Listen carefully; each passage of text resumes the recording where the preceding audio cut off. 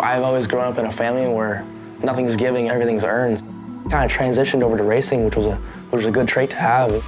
Started off-road racing when I was at a very young age, you know.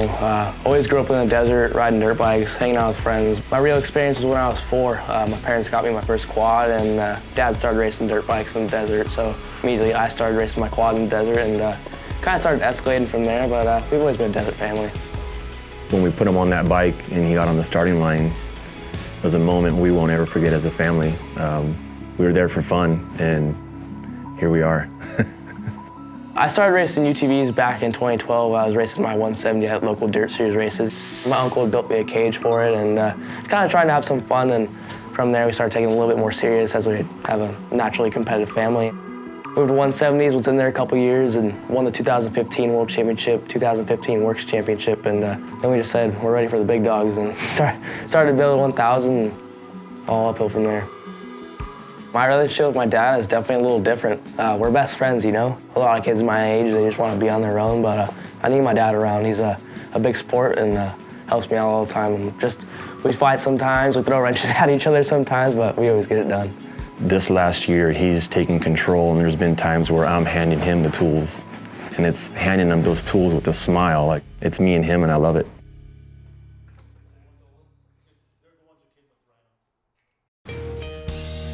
So last year was my first year racing the best of the desert, and my expectations were just try to finish the races. You know, I didn't know what I was going up against, so I was going in kind of blind.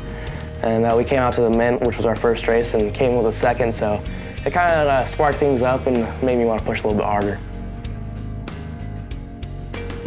Coming into the Mint was probably one of the most intimidating days of my life. You know, I came in with a car that we've barely driven. Me and my dad built it in our garage, and we wanted to come out swinging, but expectations weren't the highest, and seeing all the guys with their fully built cars and all the drivers that have been there for years, it was definitely intimidating. Like, we had Kristen Matlock in there, we had Dodge Pullman in there, a bunch of the fastest dudes out there, and I was going up against them, so going in was a little intimidating.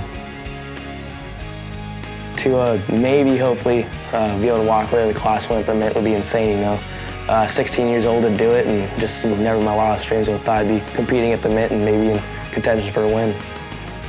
I've been racing on BFGs for 2 years. Actually, just seeing RJ Anderson and Ronnie Anderson run the BFGs, that started me on them, and we ran the 30s in short course, and now we're moving on to 32s in the desert.